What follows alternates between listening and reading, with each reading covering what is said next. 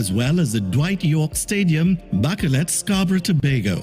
Applicants will undergo a comprehensive verification process, which will include vetting by the Trinidad and Tobago Police Service involving fingerprinting and background checks. You will also be required to undergo basic medical screening. Upon completion of the registration process, successful applicants will be required to pay $700 for the migrant registration card.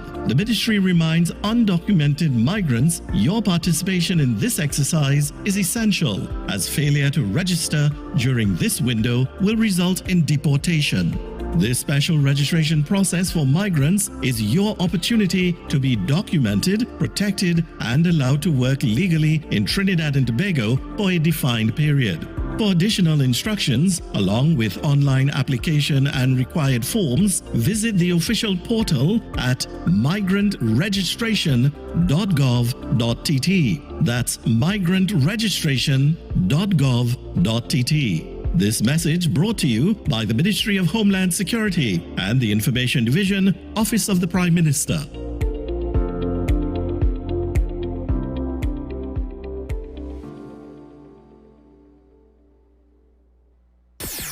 WESN.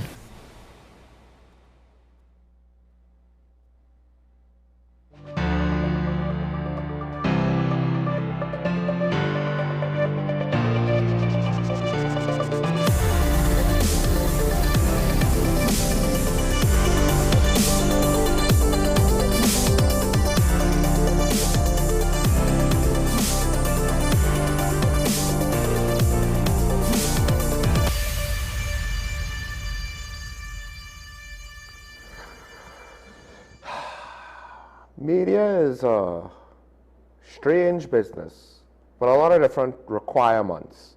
There's the technical that came up over the whole TTT, Helen Francis, mic muted, audio interrupted situation. And the stakes of media are high, so when you get into other aspects like editorial, oversight and objectivity and the like, things get even, not necessarily more important, because I think people, to some extent, underestimate the importance of political commentary and not having anything that can be perceived as censorship. So even if the general public is relatively satisfied over that situation with the Calypso Monarch finals,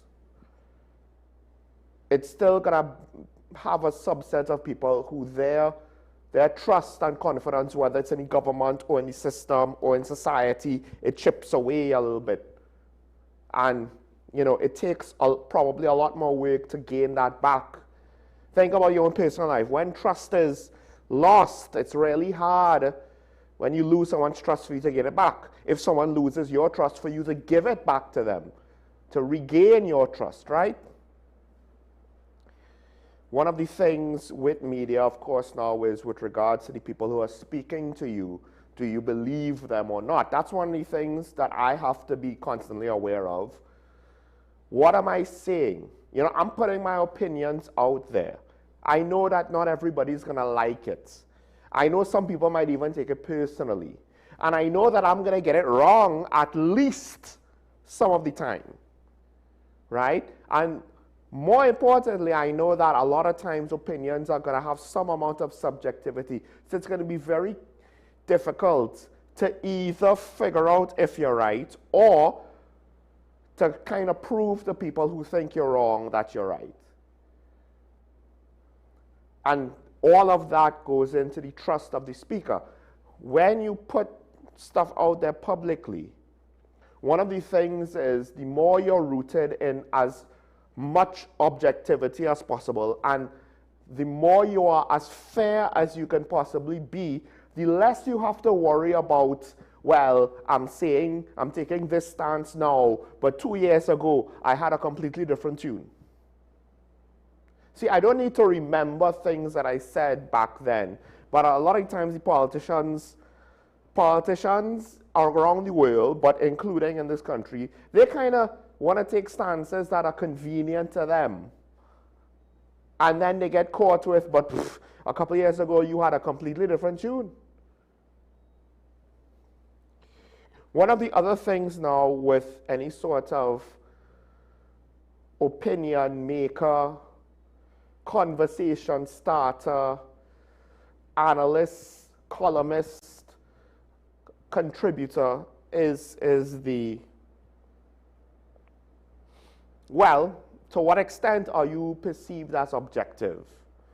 Not every opinion individual, someone who gives their opinion, whether it's in a column or on a TV show or on a social media post, not everybody has to be unbiased. The key is, if you're biased, do you pretend to be unbiased? Are you selling yourself as unbiased?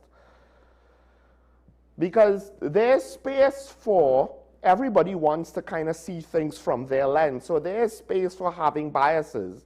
The key is, are you upfront and consistent, but to some extent, you still need to try to, whenever you're dealing about practical matters, not literally just outright lie about things. You know, it's one thing to be biased for, it's another thing to literally try to lie in order to disguise or to shield or protect.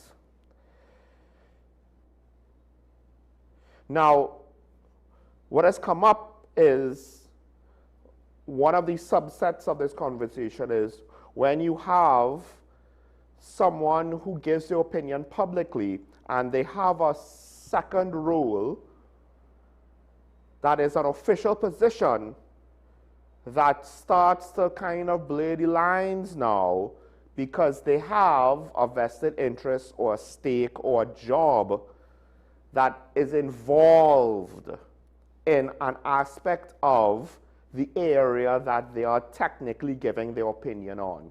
Because their opinion usually is viewed as a third-party opinion. Now, in certain industries on YouTube, you get people doing podcasts and doing commentary, or you might get interview subjects of aspects of an industry,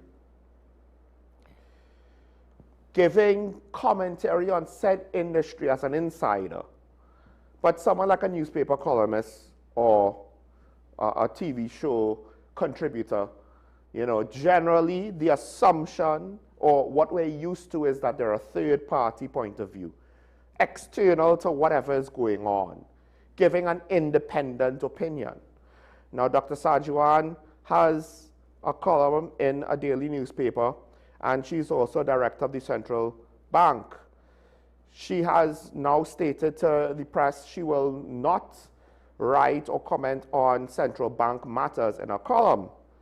The thing is, on some level, the topics that she is going to speak to is, you know, going to be close to central bank business, not necessarily directly involved, and this is where it gets so much tricky. Now, it seems as though the central bank and Dr. Sajiwan, they are not too concerned on any actual practical conflict of interest. Now, opposition, former PNM Minister of Finance, Vishnu Danpal, is seeing it differently, saying there's a massive conflict of interest. This is one of those things where I think it's, perception is a tricky thing. It is not automatic that it's going to fail in a situation like this. It's not automatic that the potential conflict of interest is going to affect Dr. Sajuan on her work, either as a columnist or as a director of the central bank, because as director of the central bank, she might refrain from what she writes, or it might change the way that she presents different points and arguments and what she goes after and her opinions, how strong they are. It can happen, right? And her position as a columnist might potentially now color her perception in her role as central bank governor. But this is one of those things where It's not so clear-cut to me. Because obviously when it fails, you would want to say, well, the best thing to do is to just not allow it ever.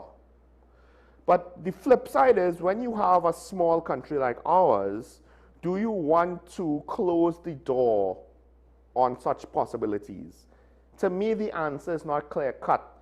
The problem is, technically or practically, it's a case-by-case basis, because there will be some individuals who can do it, who can do both and not allow one to overtly affect the other or significantly affect the other, right?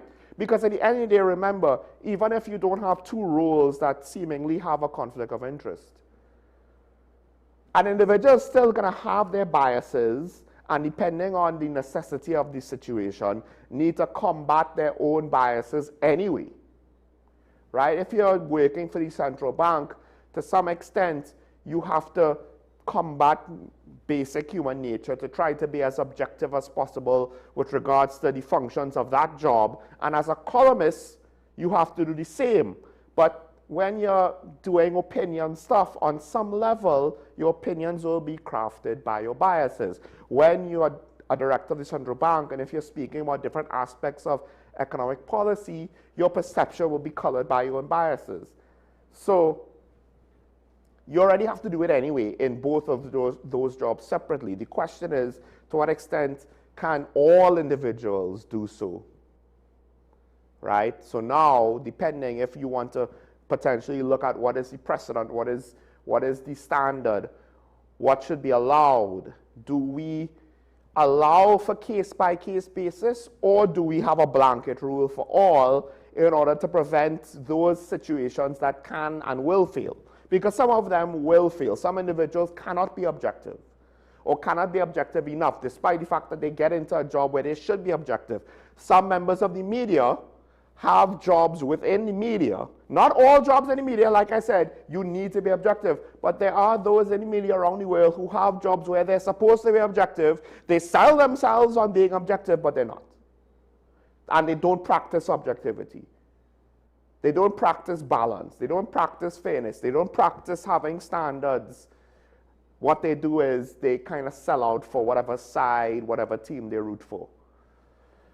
Not saying that Dr. Sajuan is one of those. What I am saying is, even if it works for her, to what extent should this be allowed? Because now you set a precedent, and fairness would say that since the precedent is set, if this question comes up again in the future, assuming that it works out, should other people be allowed to do similar? To what extent should this be? And then you have to kind of open up the doors for a lot more situations, right? But will everybody that ends up in that situation, can they handle that level of responsibility?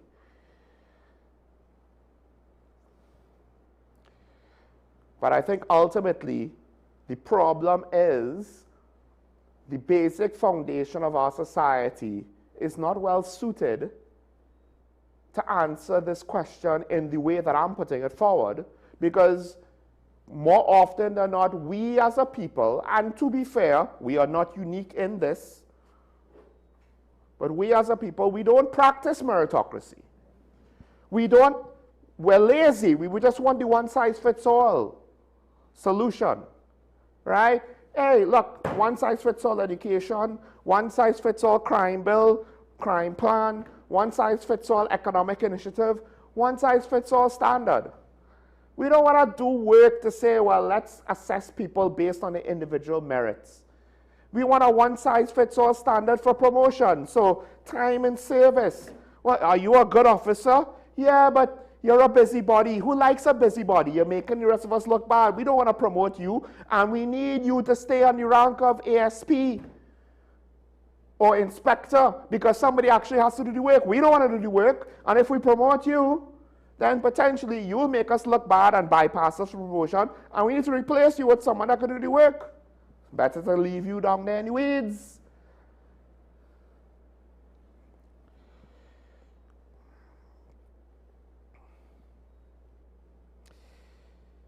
One of the things is, we are not necessarily speaking about situations like when former Minister Faris Alwari,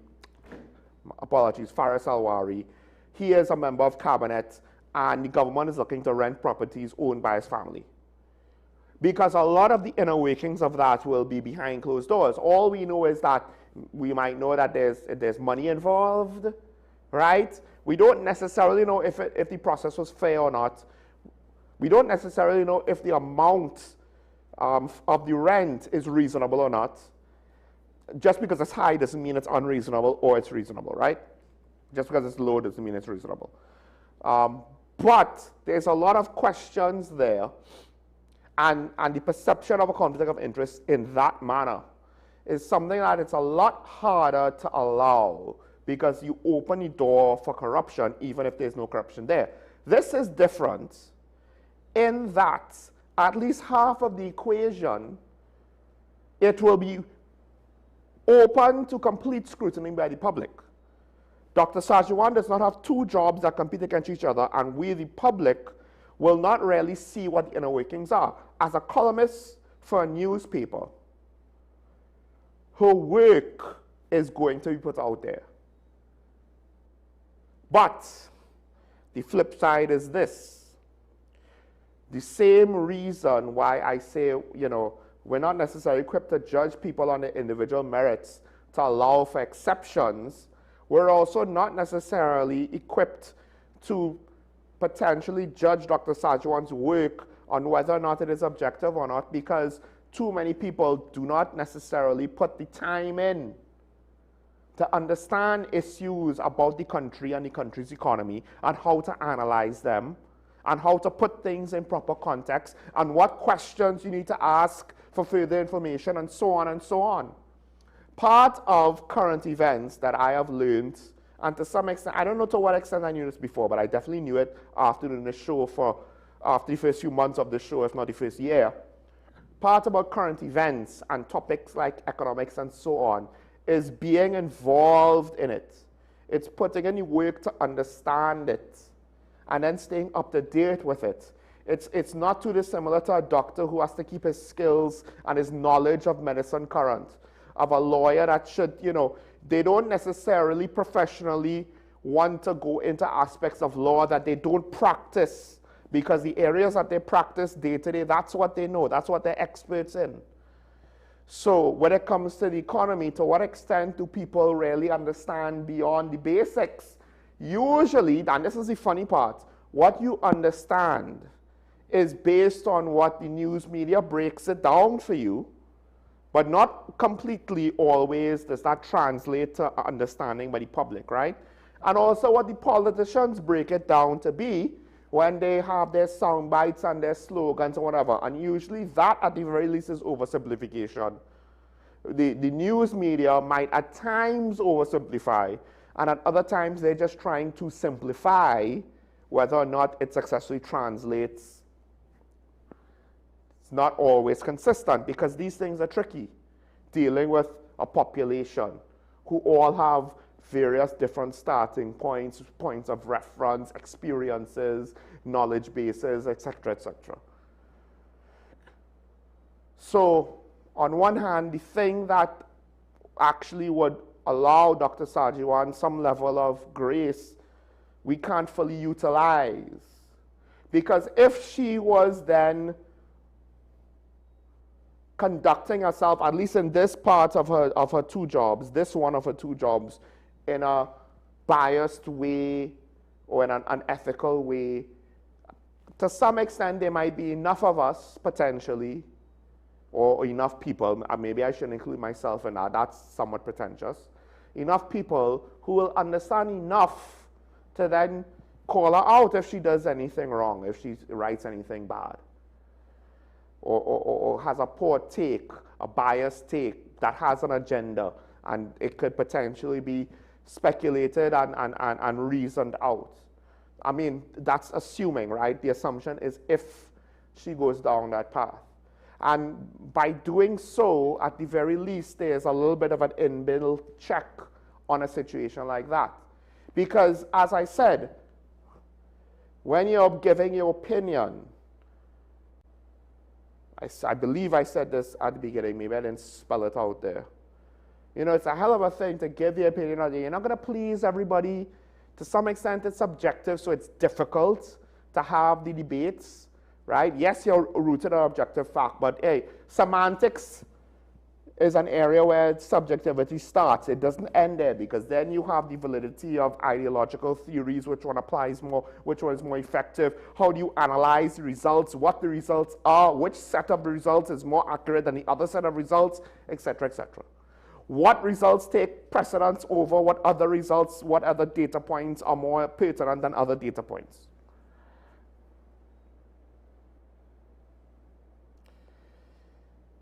And I say all that to say that perhaps the greater question here is not should Dr. Sajiwan be a newspaper columnist and a central bank director of TNT, but rather perhaps TNT, despite having gates, is nowhere near educated enough to really have this conversation and to unpack all of the implications so that we could make a determination moving forward of what the standards are for our public personas. Because I do think it would be a shame for Dr. Sajiwan's voice to be silenced because of having a role in the central bank.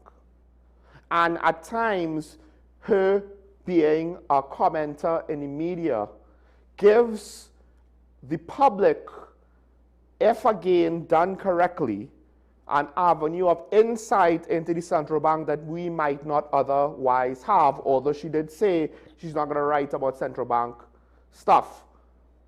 But perhaps, depending on, there is a way, not perhaps, I do believe there would be a way where she could do such things responsibly, effectively, and to the benefit of the country. Will she ever dare to venture there? No, and I could understand, sorry, maybe not no, probably not. She said no currently. I can understand why. I can understand why. But you have to juxtapose that stance with the fact that all too often, areas of the public service, basically they're either directly told you can't speak to the public, or there's the implication hanging over their head that they should not speak to the public, they should not speak to the press. If they have any issues, they can't go public with it. They can't necessarily try to explain to the public their point of view, whatever the issue is. And it leaves us with less information. It leaves us in the dark. It leaves us only able to speculate, which is ironic because the politicians love to leave us in the dark, then they hate it when we speculate. Couple of things, quick. One of the things that I was speaking to about with the ASP yesterday is the amount of cannabis that's been confiscated. 6.3 million apparently in an intelligence-led operation in Gasparilla on Saturday. $6.3 million in weed. And all I have to say about that is that's cute. In a country where weed is technically decriminalized, why is it that there is still such illegal profits to be made? Maybe we are rear backwards on this issue. Now the question is, to what extent will the current government look to fix the situation that the previous government left us in, a la marijuana, and illegal marijuana? Because I think it was all cute and fine and dandy when the Americans were basically doing extrajudicial killings on drug smugglers. I believe just about all of them were drug smugglers. Statistically speaking, it's not improbable that there might have been one of those boats with innocent people, but to say that the bulk of them, I wouldn't go that far. I will go far to say, though, that I have a hard time thinking that those airstrikes were completely justifiable. But I could be surprised. Law of the sea, international law, not quite the same thing as what we would think to be the law. Regardless, that seemingly is over. Gerald Ford, it was only recently reported that it's on its way to the Middle East. Right now, Iran is a new hotspot. But I kind of figured the Gerald Ford was out of here a long time ago because we stopped hearing about the U.S. military situation in the Southern Caribbean. They got Maduro. They didn't necessarily regime change. They kind of did, but they kind of didn't.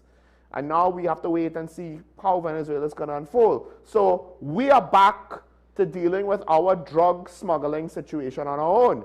More on this in a bit.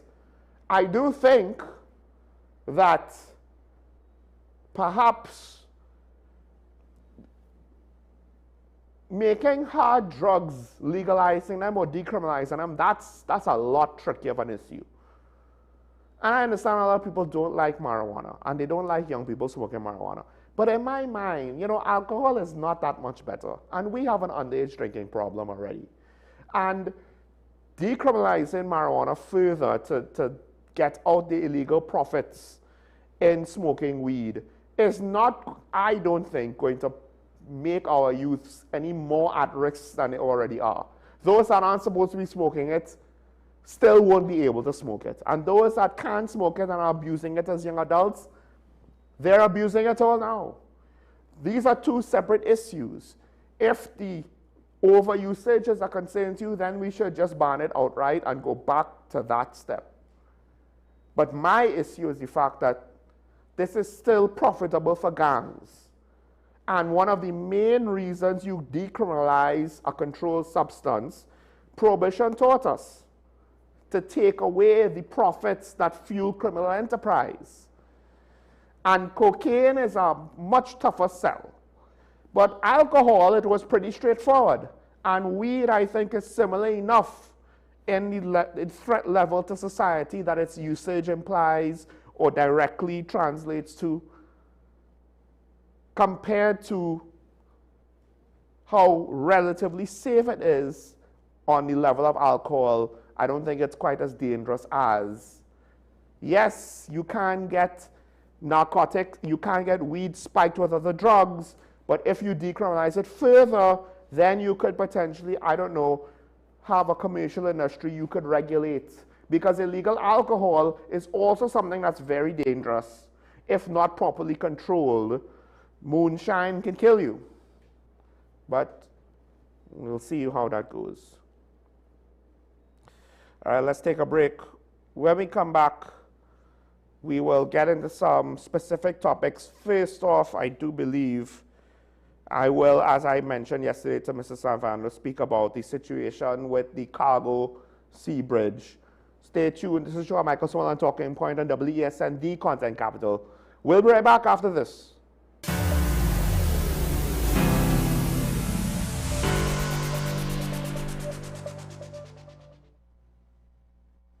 Hi, I am Emiliana Beechan, and I am a mental health and conflict resolution consultant. Welcome to Mind Matters, the show where we explore the intricate world of mental health and the art of conflict resolution.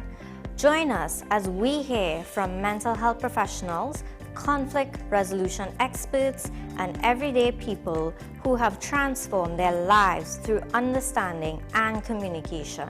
Mind Matters, coming soon to WESN Content Capital.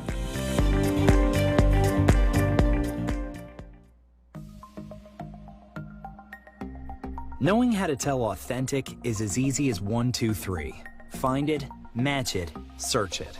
Step 1. Find the style number on the tag. Step 2. Match the style number inside the jersey with the number on the tag. Step 3. Search it. A quick Google search of the style number will verify the jersey is authentic when the search results match the jersey being searched. Don't be fooled by counterfeit jerseys. Before you buy, remember to find it, match it, search it. Fan Zone, 2 locations nationwide. Center City Mall, Chaguanas, and Movietown, Port of Spain. Nationwide delivery available.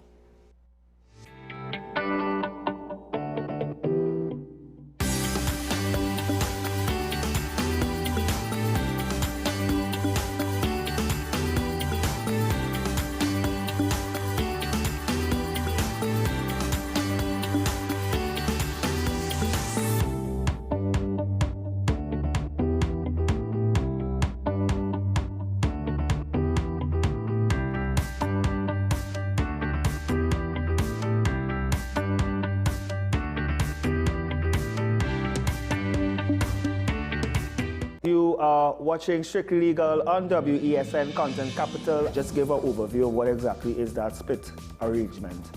Nah, you don't need to register nothing. We can do that another time. But then it becomes a hit, and then everybody starts to want to claim.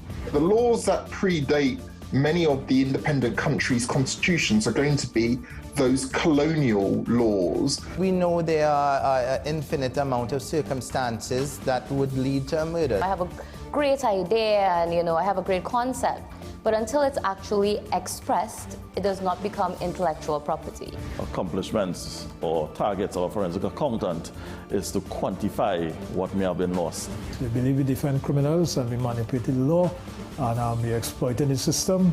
A responsible journalist will reach out to the person who they have the information on for a comment.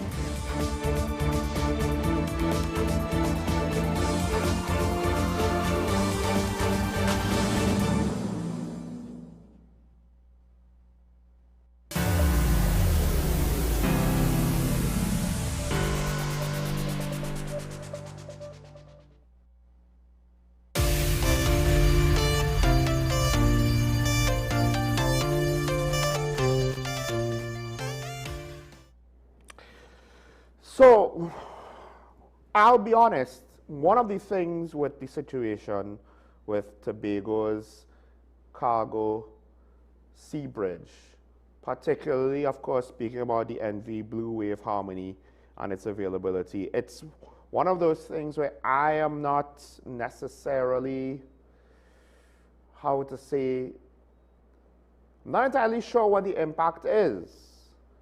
But based on what has been said, the statements made by stakeholders in certain media reports, it might be worse than I thought. Now, when this whole thing happened with regards to the Cabo Stars contract being up and the Blue Wave Harmony, I think it was a week, there was a week in between, and within that week, after about 6 days or so, the Blue Wave Harmony was supposed to come in. Now, I was somewhat under the impression that it would arrive and then start to work, but then it had to undergo trials and the like. Initially, I thought, all right, Tobago could survive a week, right? That's not a big deal. Because there were periods before when the cargo ferry kind of went down for a little bit of time, and Tobago was okay. But then there was an accident. And then it seems as though the situation has somewhat used up the potential grace and leeway. That is to say, the stockpile of items that Tobago would carry, the ready stock, right? The day-to-day stock. Because you're not going to sell out your cement blocks and your sand and your cement and you're not going to sell out on your food and your drinks and your water and the like now for now. You're going to constantly have supply coming in. Things are being sold. Certain items on the grocery shelves do at times, they do have shortages on the big groceries. When I was there, I would notice, they were out of some random item here, they were out of some random item there. So at times when you saw gaps in the Cabo Stars service, for whatever reason, like a week here, 2 weeks there, and they would see empty shelves, it wasn't quite as bad. So I wasn't necessarily looking to panic with what was going on, except again, I thought, okay, they have grace to get through the scheduled gap. But what about the unscheduled one, right? Now, the opposition leader, she basically sounded the alarm on this whole situation, criticizing, well, this is interesting. I didn't notice this before, but one of the daily newspapers has the opposition leader criticizing Minister of Works Rohan Sinanan over the handling of the cargo operation of MV Blue Wave Family. I believe it's supposed to be Minister of Works Jolene John. Right? More on that in a bit. How bad has the situation gone? Well, first of all, the THA apparently from their egg farms, their THA managed farms, They've had to double the price of eggs. Well, technically more than double. $7 per dozen to $15 per dozen, right? And the chief secretary has had some very, not necessarily strong words to say at the government, but he did have strong words to say. Now, let's go with regards to what businesses say, because businesses has been pointing to the fact that, look, wait times have increased, the number of sailings have reduced per week, and by wait times, it is the times truckers have to wait at the port. Not just wait at the port, but then depending on the situation, they're not entirely guaranteed, some of them, that they could get on the boat. And this is an issue when you're trying to bring perishable goods. There is one of the later reports was speaking to someone who is a driver for a Tobago eatery business, and he's trying to take up meats. And his issue is he's going from the morning. He doesn't know if he's going to get through, but he has to go from the morning, I think 10 a.m., 2 a.m. Drivers have to line up around 2 a.m. to try to get a ticket on the boat, and sometimes laying around 4 p.m. that the vessel will not sail on time. Right? Now, I'm not sure if this is just the Blue Wave Harmony or if it also includes boats like the Galleon's Passage. But they have issues with the Blue Wave Harmony. Regardless, not leaving on time when you have perishables is an issue, especially when you've been there from 2 a.m. and you're talking about a sailing the following night. You have to line up. You have to do all of these things. There have been similar complaints as well. Businesses reported extended delivery times, reduced sailing frequency, 48 to 52-hour truck turnaround cycles, prolonged port waiting periods, higher transportation costs, inadequate handling arrangements for refrigerated cargo. One of my questions is, because there's a lot of talk with regards to the boat itself not being able to handle enough refrigerated cargo, not having enough to facilitate refrigerated cargo, adequate facilities for refrigerated cargo. However, it is not entirely clear with regards to the reporting or the complaints specifically about the inadequacies of the Blue Wave of Harmony. Or is it speaking to the other boats when the other boats are used for cargo? Or is it speaking to when you have perishables and you're on the port? Because this whole situation is not just about the availability of the Blue Wave Harmony, but now it's also the process of getting the tickets, getting on the boat. Everything seems to be less efficient and longer. Why? The port operations have seemed to be adversely affected. So the question now has to be why? Maybe this is how it always was, but given the nature of some of the complaints, I think some of it is recent and new. Correct me if I'm wrong. Under the current configuration, cargo loaded in Port of Spain during the morning does not sail until approximately 11 p.m., arriving in Tobago at 6 a.m. the following day.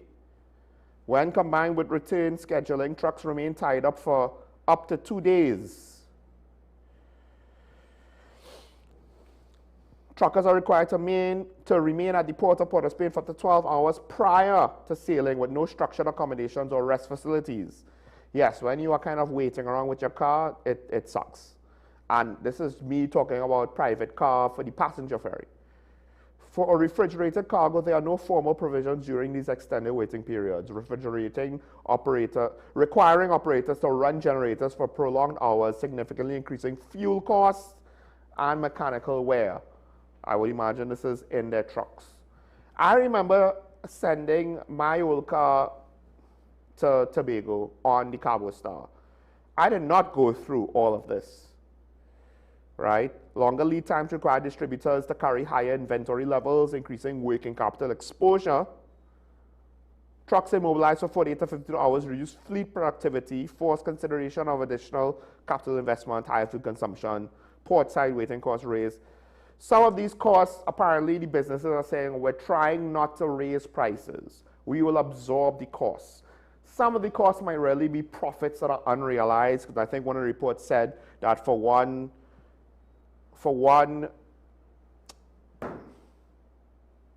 don't know why I can't, hardware store, They were looking at maybe $15,000 in revenue that for this period that they estimate they would have received that they haven't received.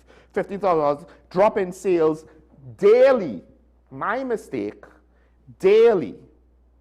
I know that might sound like a lot of money. Remember, they have to pay for the goods that they sell, and those things are probably not going to be cheap, right? So the chamber has been speaking out about this. Business owner Diane Haddad had some very strong things to say about this. Since the arrival of this vessel to now, we are operating on an hour-to-hour basis where every hour our direction, the agreements, the situation keeps changing. So we are in what I want to call suspension mode consistently. Businesses are in suspension mode because we cannot predict what we're going to do, how we're going to do it, or how we have to adjust because the dynamics keep changing. That's not really a good way to build up private business in Tobago. And the Chief Secretary has, at least to some extent, acknowledged this. He says Tobago's patience is rightfully running out. That's a quote. Now, he did ask the public to give grace and patience. And he's quoted to have said, I asked for patience because the Blue Wave Harmony came and there were some accidents and incidents with the ramp, accidents along the jetty, and rightfully Tobago, your patience is running out. It is understandable people's patience and anxiety is being worked up. Again, their own food production facilities, they had to increase their prices. Now, he said larger supermarkets are still faring okay. This could be with regards to the distributors.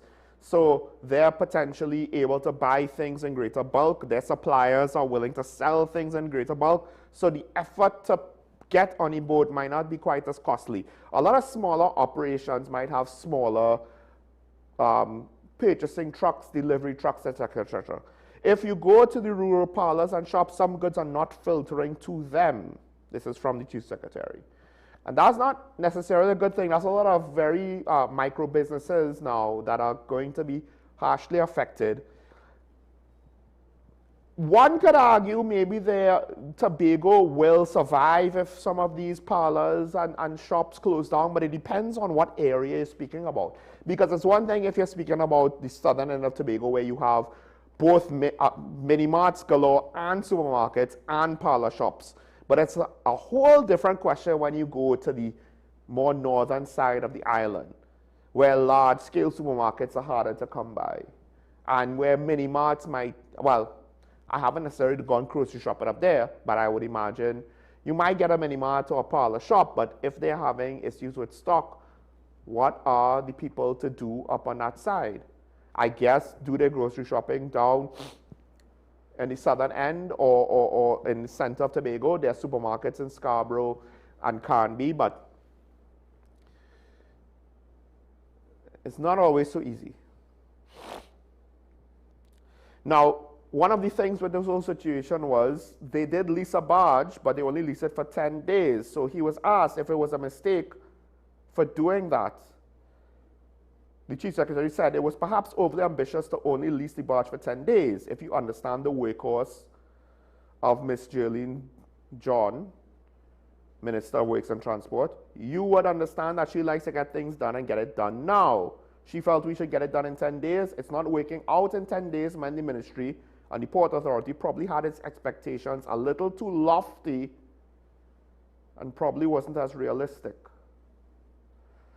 Now, one of the questions that have resurfaced is the situation with the worthiness of the Blue Wave Harmony. This is one of those things where I am not someone that's into naval architecture, engineering, or ship maintenance and the like. So even if I did look for the S&P Global Report, I couldn't find the source document myself with my initial search. Even if I got it,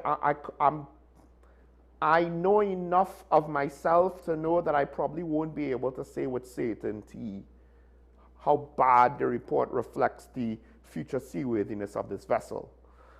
We kind of get the benefit of hindsight. Hindsight is always 20/20. To some extent, with that we ask, are we experiencing the consequences of taking on a boat that maybe we should not have engaged business with. This is one of those things where it might frustrate the government for the public or members of the public to have this question, but governance is a results-based business. You might have done the correct process. And if you're transparent, we would have more confidence that you did the correct process. But governments tend to not be transparent because if you're transparent, people might hold you to reasonable standards, and you might not always want to be held to any sort of standards. You might want to have the freedom to do whatever you want to do at the moment that you want to do it. So we are left to just look at the results. The results ain't looking so hot because we have had issues with the cargo service before, but they haven't been quite like this. And this is why Diane Haddad is very, very harsh with regards to the minister. All the politicians who had a part to play in this, Madam Jolene John and her team and Augustine, knew what they were getting into. I am not comfortable that they were innocently duped with this blue-gray of harmony. This is Diane Haddad's words. We need answers in terms of procurement process. Who were the people involved and engaged? I am certain there were other vessels available, so why was this one chosen? The cost is not quite attractive, so why were we burdened with this? And the thing is, I understand it might not be fair, but one of the things with a government is when you make a decision, even if you do a reasonable process, if it doesn't work out, you are liable to have the public hold it against you. And if you act defensive in that moment, I understand if you don't like it, I understand if it feels unfair. And I would, to some degree, defend elected officials, government officials, from the unfairness as much as reasonably possible. But then if you put yourself up for public office and then want to complain about how it's unfair how you're being treated, when the nature of the job is always going to be unfair, and you seemingly are not aware of that, then I have a problem. Because then, to me, it implies you were not mature enough for the office that you hold. You did not have the mature enough of awareness with regards to the reality of the job that you claim to be able to do, and that's why you were elected. And this behavior is behavior we saw from the PRM. They don't tell us anything, then they vex when we speculate. They don't tell us anything, then they act defensive when we ask questions that they don't want to answer. I will call a spade a spade. Two sides of the same coin. I'm going to use that statement, regardless of who dislikes it, if they prove that to be the case by conducting similar issues with regards to communication, transparency, and accountability. Because it doesn't matter if the process was bad selecting the blue wave harmony. What matters is the results are bad and you have a local stakeholder suffering the consequences of your decision who is questioning the process.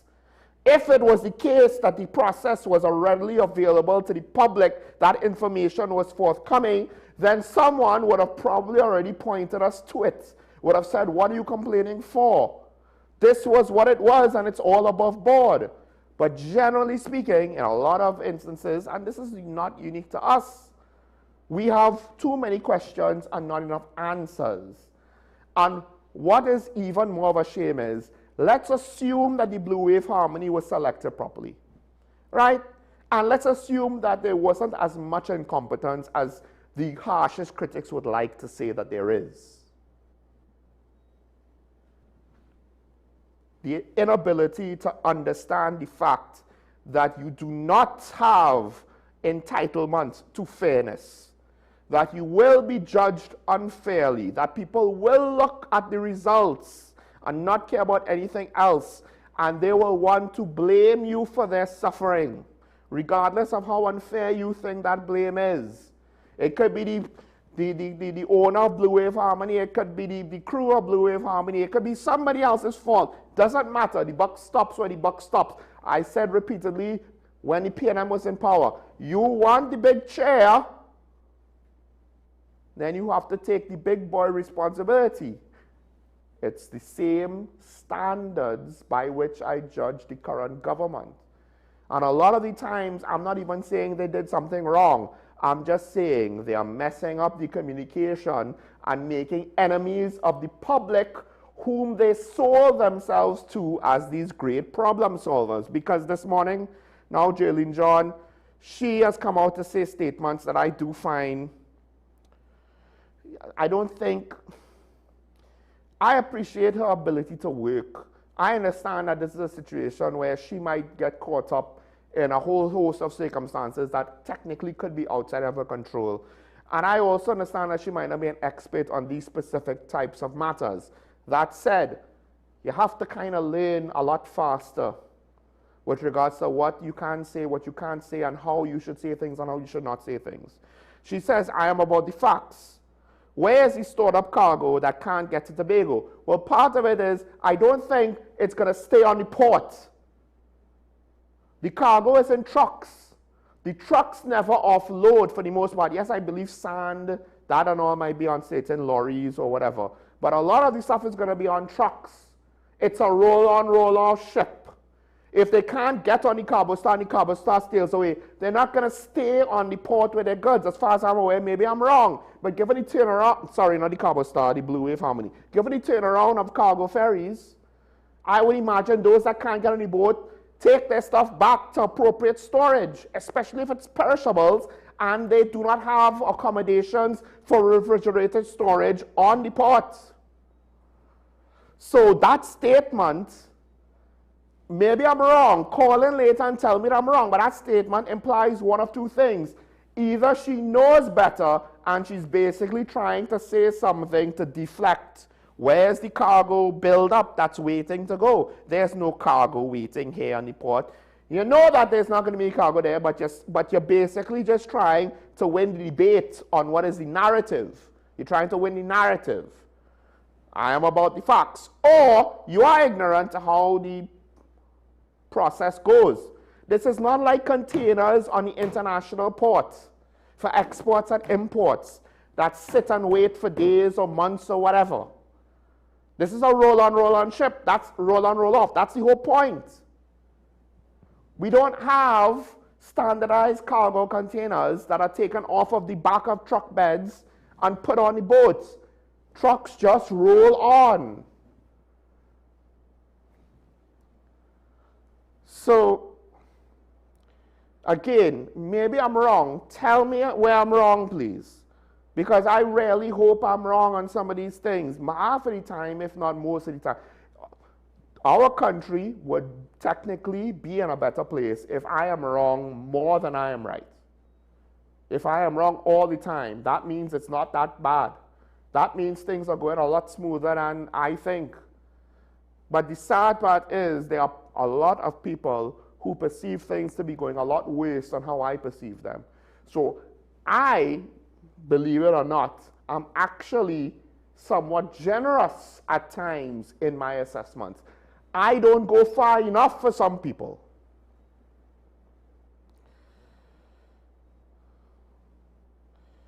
So,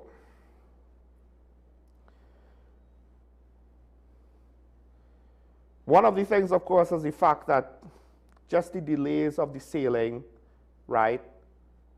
I guess we're in a kind of a no man's land where stakeholders, this is Tuesday, a lot of the story came out over the weekend and then today. I think there was a sailing last night at 9:30 p.m. A lot of it is not, okay, that the sailing went, but rather what is now going to be the consistent effort with regards to the cargo situation on Tobago. Because it seems as though a lot of, again, now businesses are investing a lot more money into holding on to stock, into trying to build up stock at a time when you have uncertainty with sailings. What this could potentially mean is a lot of the capacity could be overburdened by people wanting extra stock, and it's not allowing, this is without context. It's not allowing people who need to go to try to get their stuff over, they potentially could be pushed out. When you have people not just buying their regular amount of stock, but wanting to have extra on top of that because they don't know when the situation will stabilize. Now, according to one of our callers, the capacity of this boat is far and away what the normal demand is. But I would imagine that demand right now for the cargo ferry service is probably going to be higher than ever, and it's going to be that way for quite some time until the supply situation in Tobago stabilizes. I think one of the things that comes out of this is Farley Augustine did call out to say, I don't know if it was Farley, Diane Haddad, or somebody else calling out to say, hey, Tobago needs to have a say in the cargo ferry. And you know what? This is one area where I completely agree. Because it is not the passenger ferry, which is to facilitate passengers of both Tobagonians going back and forth and Trinidadians going back and forth. The cargo ferry's primary consideration is goods for retail businesses in Tobago. Yes, Trinidadians might send stuff across on the cargo boat as well, but that's secondary.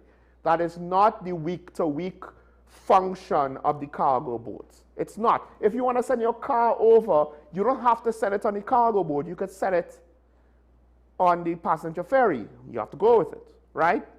And I don't know if the rules changed again. So,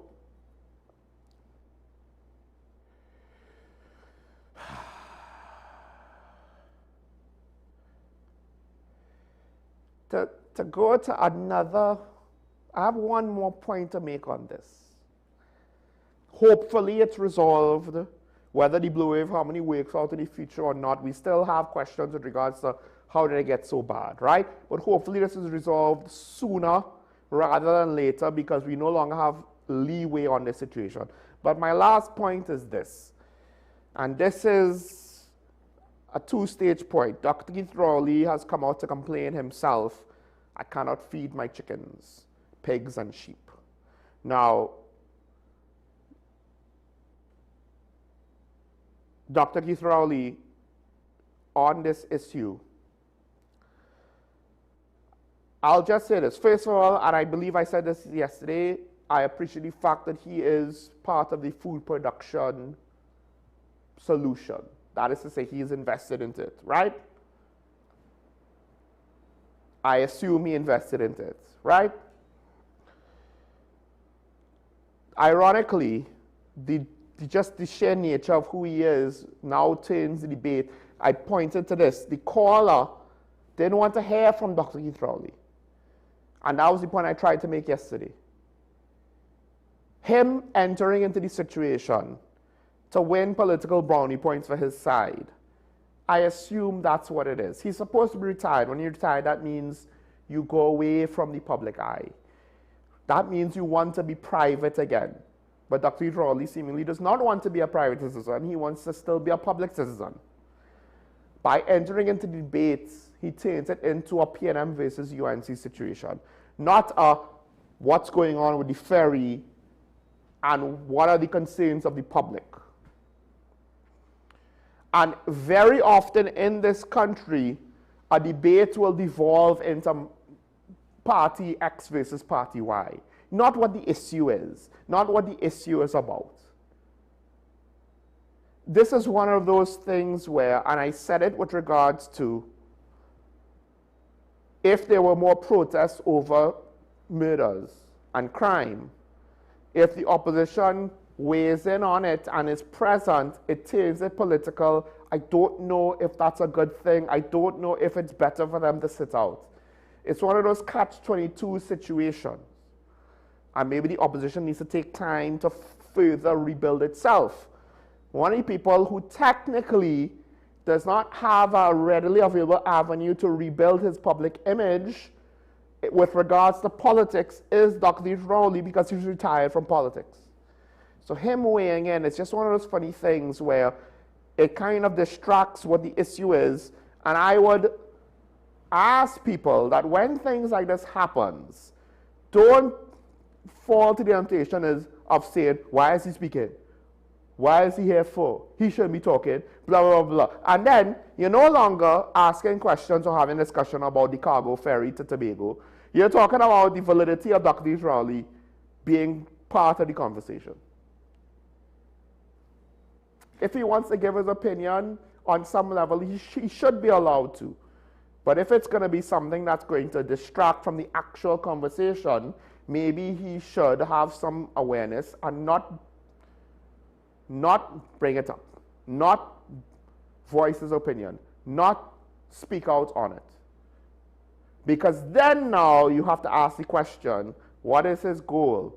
To solve the problem, or is it something else? All right, I want to get to at least one more topic before I wrap things up here. The ZOSO legislation. The ZOSO legislation. Now, despite the fact that the murder rate is technically still low relative to our heights, not relative to what it should be. It's still too high. It's still too high. For a population our size, it could be lower. But the Minister of Homeland Security has basically responded to the whole situation with the murders by saying that the zones of special operations could have helped curb violent crime and potentially prevent some of the recent murders. Now, one of my issues with this statement is he does not necessarily explain himself as to why this statement is true. How will the ZOSOs help the situation of the murders that happened the last few days, or the last couple of weeks really, right? But I think this is specifically the one in El Dorado, Tunapuna, with the two young men liming after their football team in the Premier League won against another football team, right? This is the 5th double murder incident reported for the year compared to 3 during the same period last year. Okay, so we are seeing some aspects of murder ticking up. Now, this is a quote, I am in no way satisfied, but I know the police service are doing their best. They too are constrained by expenses incurred by past leadership over the years. Now, unless we're talking about billions of dollars, of which it will be very hard to replace, I'm willing to bite the bullet with regards to police budgets. I've said this already. That would have been one of the things that I would have prioritized in the budget. But, you know, prioritizing police spending does not allow you to give out freeness in order to get votes. That's the cynic in me making that response. Here's the reality.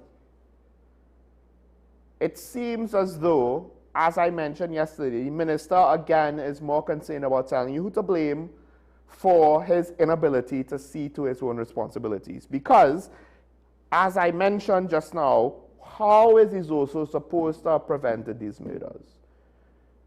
We technically still had 300 murders last year, and it was a period where we had, if it wasn't a state of emergency, it was a general election period. I think at least 8 to 9 months were under state of emergency.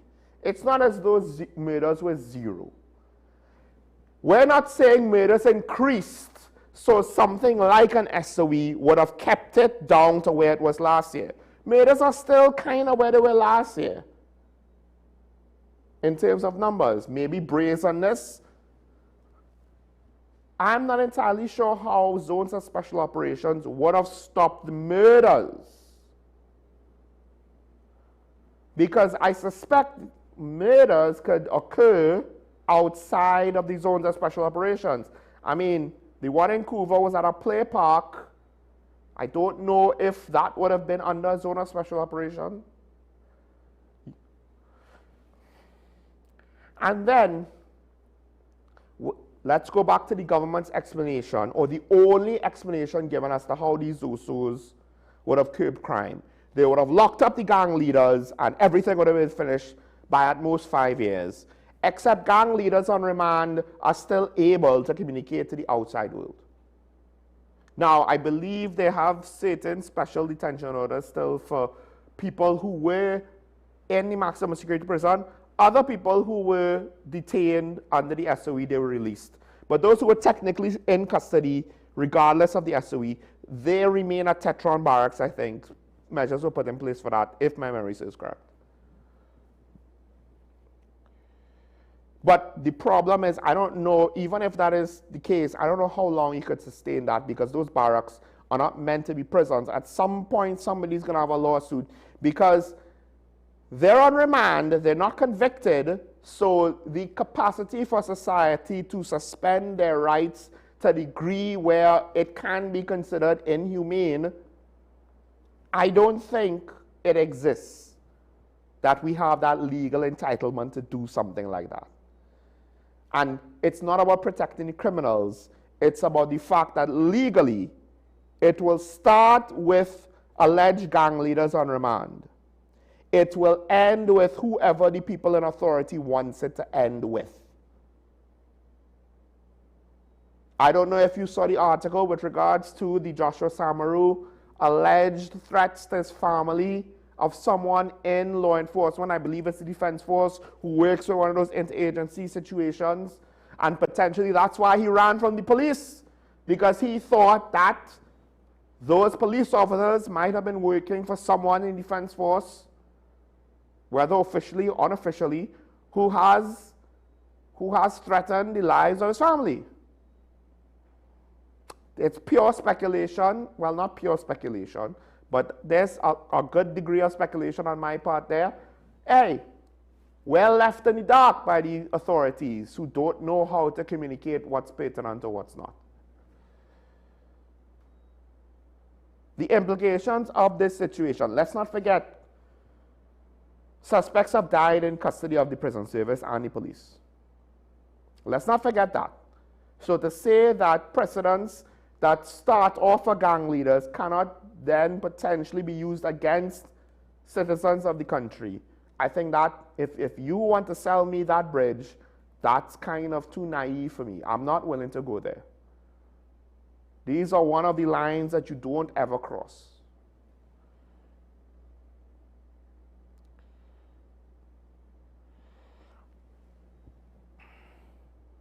Is the SOSO initiative something that can work? I will go back to what the consultant in Jamaica said. The public has to support it. There needs to be buy-in. And it needs to be considered a long-term measure.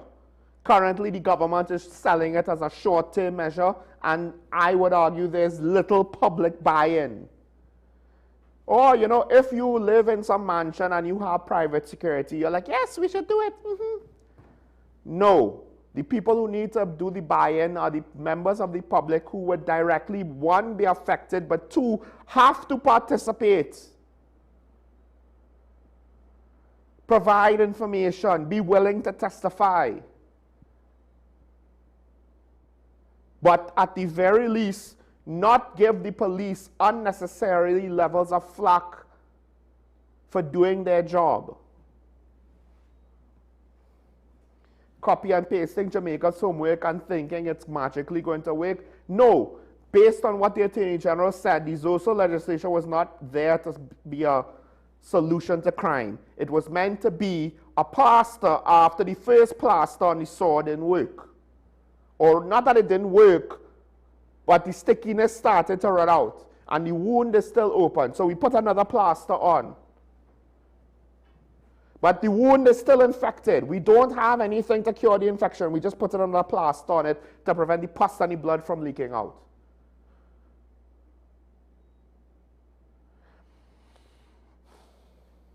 Jamaica has low trust in the police service, but they have more trust than we do, and then they had more buy-in than even their own trust level of their police service. We don't seem to have that. I think, ultimately speaking, this is trying to put a band-aid on a lot of deficiencies in policing, from the trust and confidence in the public to gaps in legislature, to gaps in police procedure, to gaps in police equipment and police training and police leadership. Because we don't know how to actually police a population anymore, apparently. Too many police officers, or rather police leadership, don't know how to do their jobs in normal times. So we need to have special zones of states of emergencies, special times of where rights are suspended, because how are the police expected to do their job if citizens have rights and freedoms?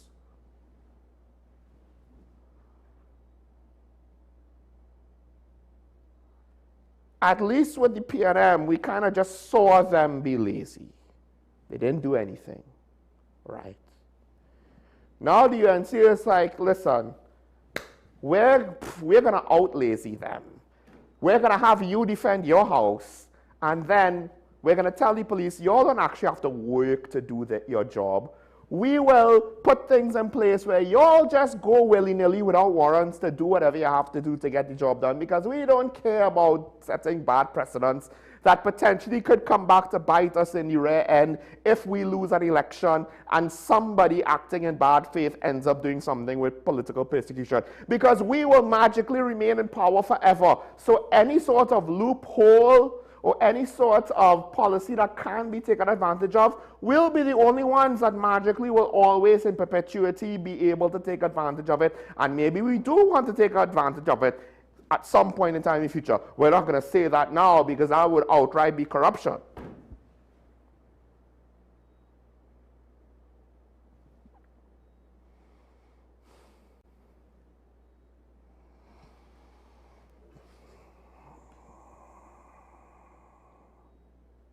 And then there's the fact that the senior police officer, Roger Alexander, doesn't want body cameras for his fellow police officers. Let me put it that way.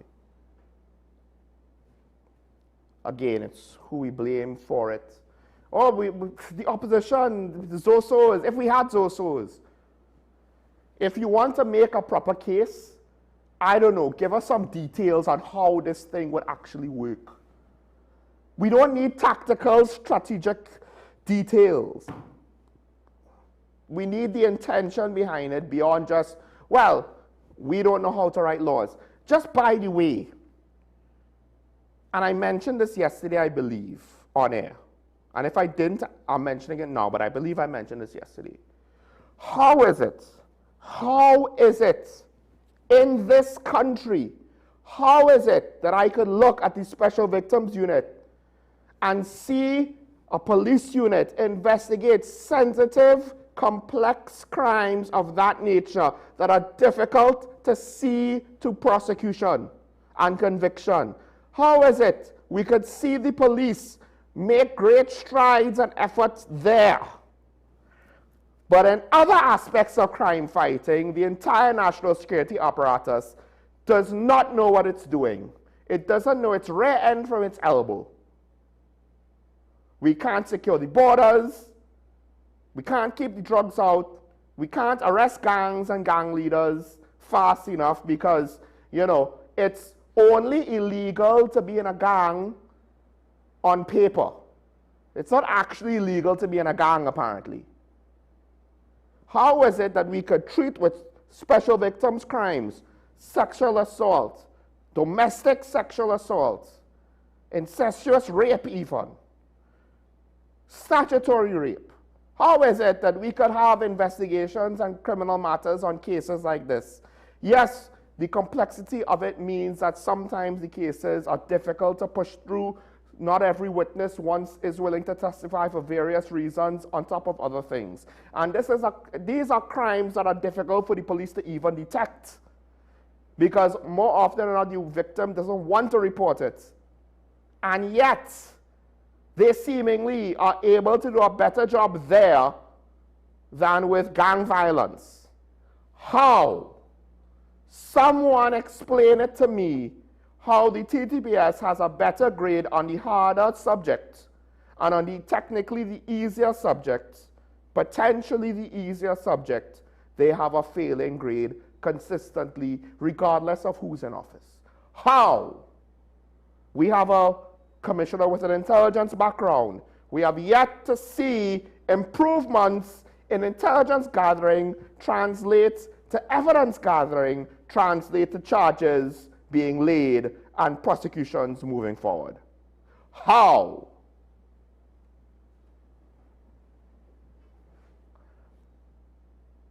But it's all right. You'll stand your ground.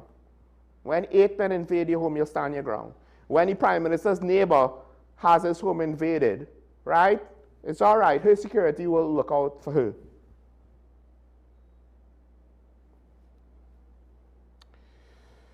I don't know.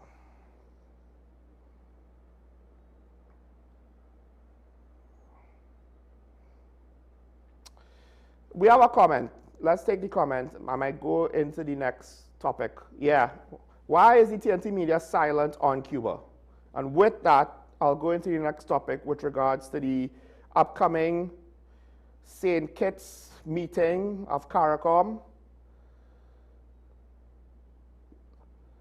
Now, the thing is, there's a couple of things to this. First of all, there's a lot of commentary with regards to the Prime Minister and her language to the rest of CARICOM. I'm trying to find the article there.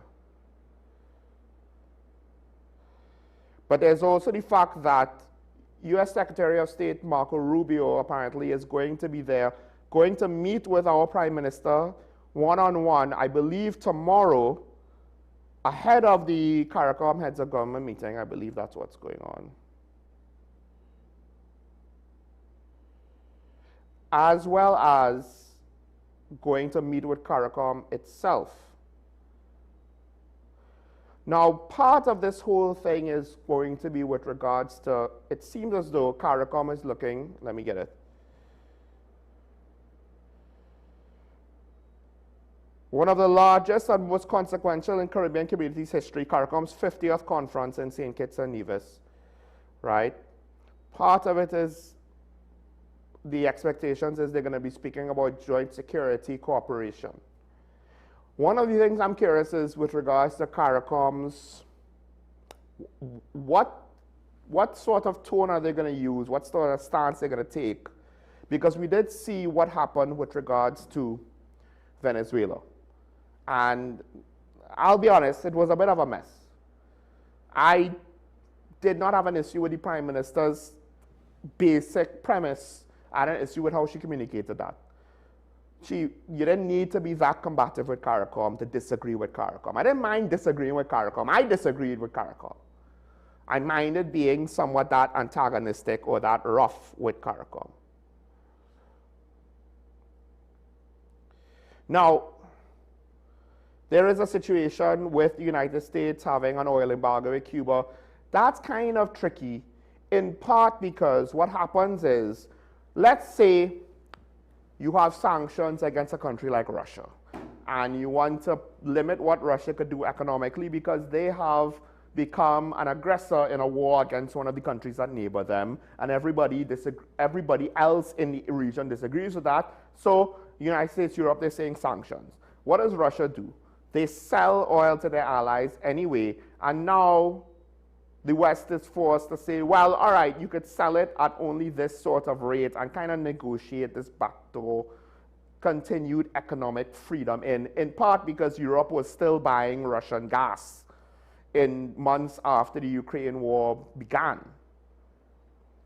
The thing is, Cuba could be a window to economic activity through Cuba from one country to another. That's part of the issue. One of the other issues is the Cuban government and Cuban intelligence services. I have read more than one source state, and maybe they all kind of converged at one singular source. I don't know if this is true corroboration or not.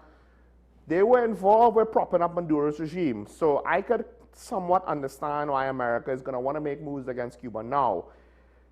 The thing is, one could state that, hey, if China makes moves in its maritime area region, should we somehow say they're wrong for doing it, but America's fine to move against Cuba. I don't know if America's going to invade Cuba.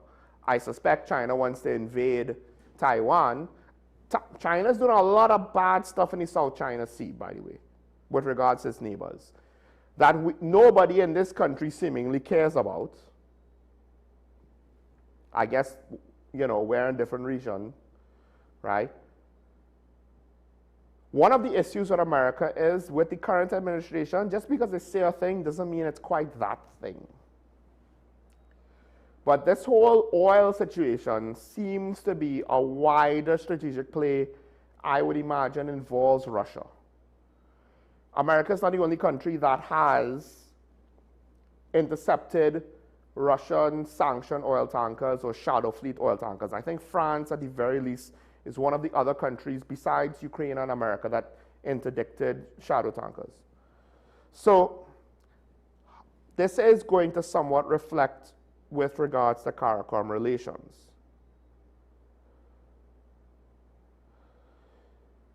I think a lot of it comes down to how is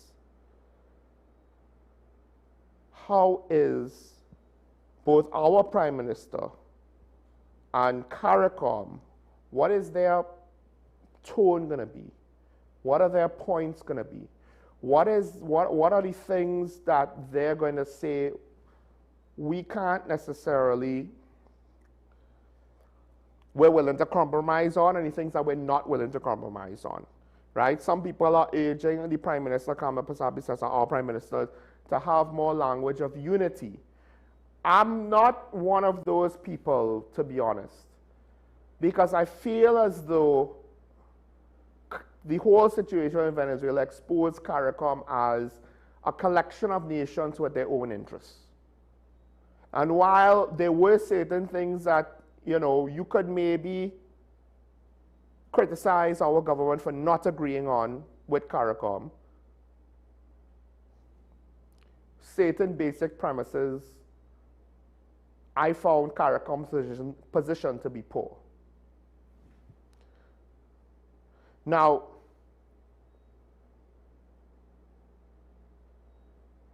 the Chief Secretary also apparently is going to St. Kitts. A member of the opposition is questioning, you know, this is a first because the THA has no remit over international relations based on the law, but we have been invited to participate simply because it's happening in St. Kitts and Nevis. Right? I believe there's an opposition member that put sparked on that. Camille Robinson-Reeder, she challenged the Chief Sec what new information he would get on the issue of autonomy for Tobago during a visit to St. Kitts and Nevis. I mean, that might be secondary. I do think that it's not that Tobago is entitled to have a voice at any sort of CARICOM or international conference, but on some level I do think that, you know, and mileage will vary and different leaders will decide differently, and I have no problem if the Prime Minister says she wants to take the Chief Secretary of the THA along because he represents the interests of the THA. He ideally will have a grasp on the opinion of Tobago, an island which might not be properly represented by the central government in all things, right? And it doesn't necessarily have to be THA. It could have been, again, a Tobago Chamber, the Hotel Association. I'm saying that out of context, right? I'm not saying that it would be guaranteed those would be good people to go. But depending on the situation, the individuals involved could vary, could be different. One would think the Chief Secretary would be the one that could have the most all-encompassing perspective on Tobago. So there might not be any sort of official authority to do it. He's not entitled to go, stuff like that. I don't have any issue with him going. I don't understand why this is an issue. I don't understand why the opposition has to bring this up with regards to an issue of autonomy, right?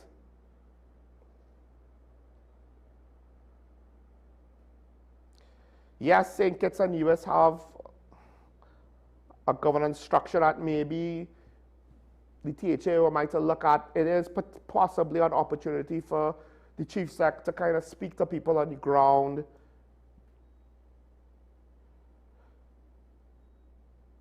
But I think, honestly, part of it to me would be, hey, we go into this thing, let let's get someone from Tobago. Maybe there needs to, part of constitutional reform, and I've said this before, there needs to be a better mechanism by which central government engages with Tobago. That technically would be proper. In absence of that, I do believe the Office of the Prime Minister is supposed to have some of that, right? But in absence of that, a stopgap measure could be, hey, Chief Sec, let's just go. Now,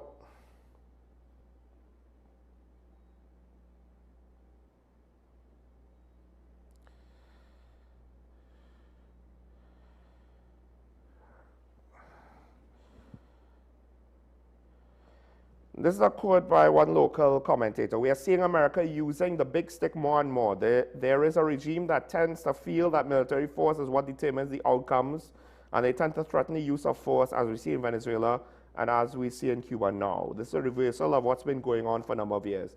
I think the problem is the assumption is that this is unique to America. And I would argue that that is a misbegotten assumption.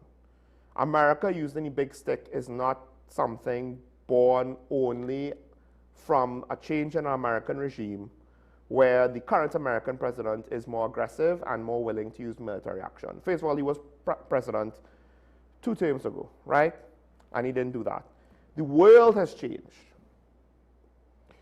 The world has changed, and the big clue that the world has changed, well, before the big clue, there were the small coups. The small clues, which were the coups, like in Myanmar and other places, right? And the various levels of unrest in places like Africa, other parts of Southeast Asia, and so forth. The big clue was Russia invading Ukraine. Another clue is China's military buildup. Military buildup, which, generally speaking, only really serves if they're going to have a conflict with their neighbors like Indonesia, Philippines, Vietnam, Taiwan, Japan, South Korea, Australia to some extent. If we don't like the fact that America is also looking to utilize its military to achieve its strategic objectives, I think one of the things that it would be best for people to start to look at is not just what's going on in our part of the world, what's going on in other parts of the world, where perhaps America is not ironically viewed as unfriendly as they are viewed here.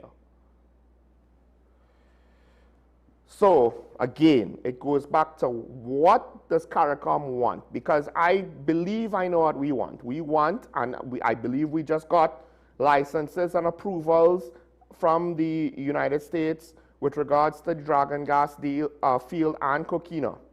I don't know if Venezuela will also be so willing, because it seemed as though they targeted us. Everything that went wrong, they basically sent all of their frustration on us. All of their responses were directed towards us. Very little was directed towards America until Chavez was plucked and Trump said, we're running the show. And Gonzalez, was it Gonzalez? But the vice president said, no, you're not. So that and all, I'm not entirely sure if I think people were starting to say, oh, the dragon dances. It hasn't danced yet. Maybe it is. But we've gotten OFAC licenses before. CARICOM needs to be concerned that the reality upon which they are basing their policy decisions for foreign affairs is not changing around them, and they're slow to pick up on it. A lot of the retired world leaders, I think, are functioning in what the world diplomatic relations used to be. But BRICS is happening, de-dollarization is happening, the world order is changing. And into what, I don't know. So now, part of it is US, TNT and US relations, TNT and CARICOM relations as a member of CARICOM, US and CARICOM relations, which includes us.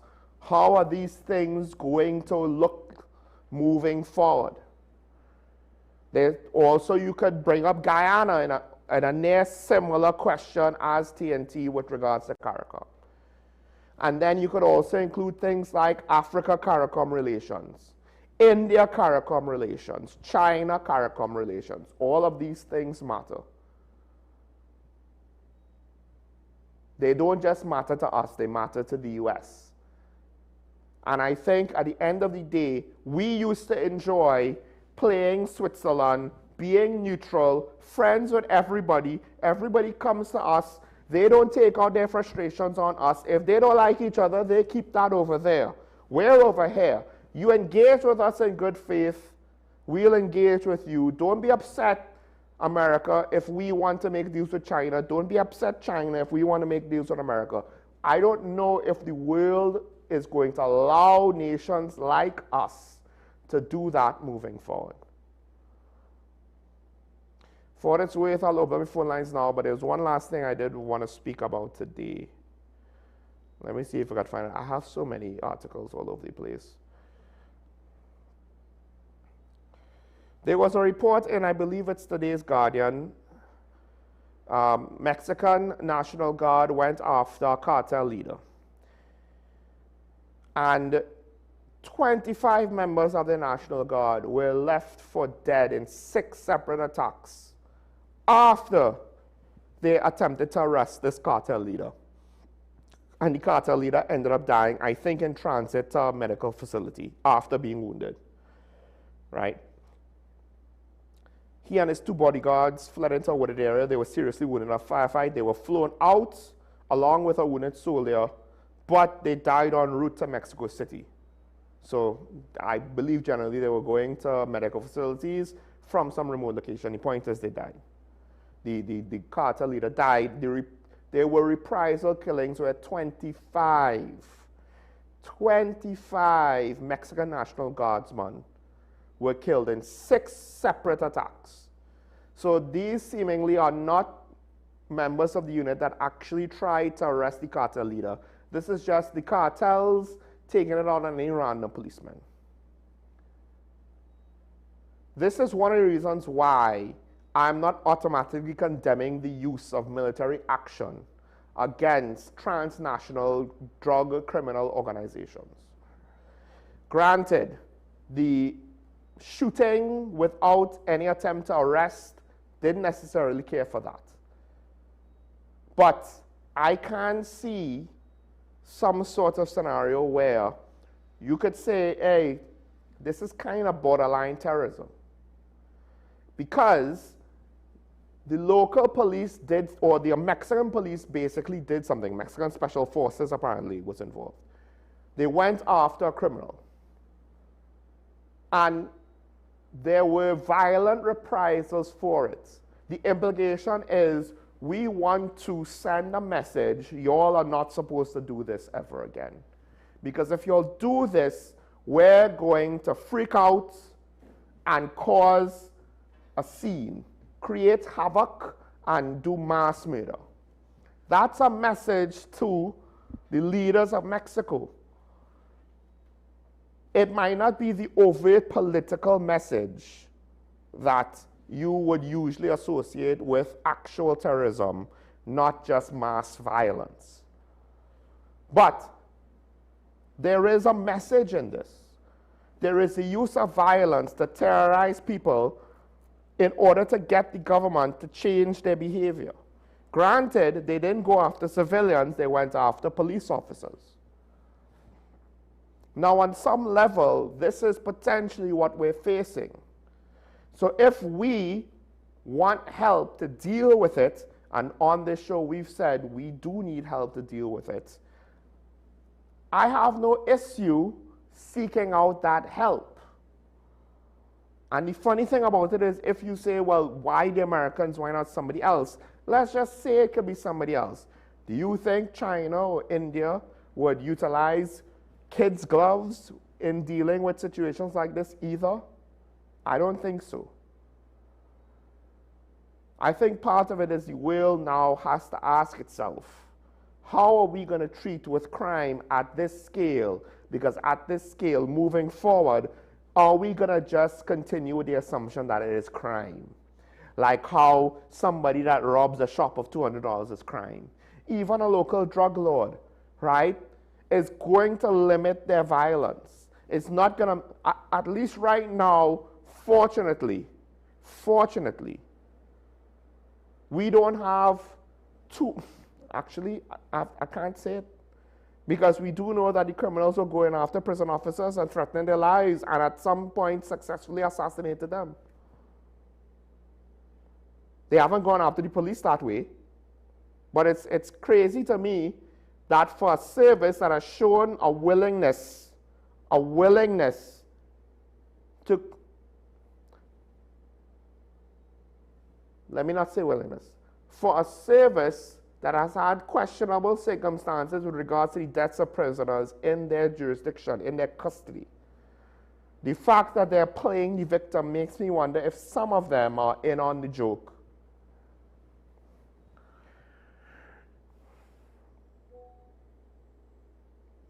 Let's go with, we have another comment.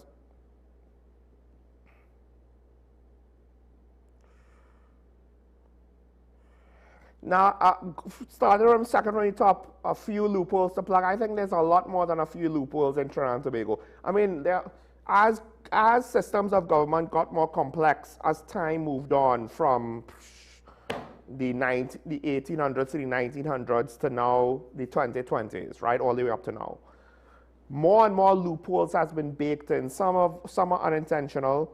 We have to update laws because new technologies, new this, new that. Some are intentional. Plug the loopholes and anyone can function effectively in any job. The problem is we don't only just have loopholes. We also have certain societal deficiencies that in part created some of these loopholes or maintains them and doesn't want to fix them because they want to exploit them.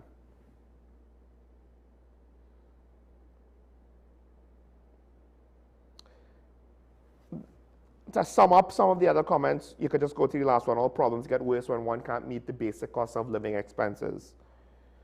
Well, I'll say this. I think a lot of our politicians are not necessarily that capable.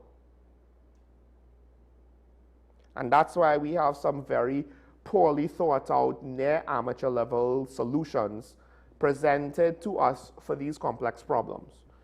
In part, we have a financial crisis, and the solutions to the financial crisis leave much to be desired, in my opinion. Sanfan on the line, good morning. Caller, you're on here. Good morning, Phil. Morning. I want to start with your second topic, this, and you said it rightly. I don't know if you understood what you said. The zones of state of emergency. That is what I would like to call it, the zones of state of emergency. You know, it seems as if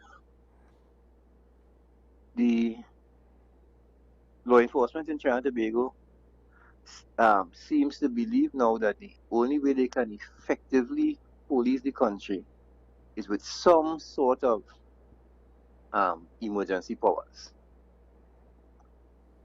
That is how it seems. Now, in that zone of special operations bill that was brought, it says something that was frightening, even though I said I would give them a chance. There was something inside it that bothered me, where it said that the Prime Minister cannot order zone of special operations for all of Trinidad and Tobago.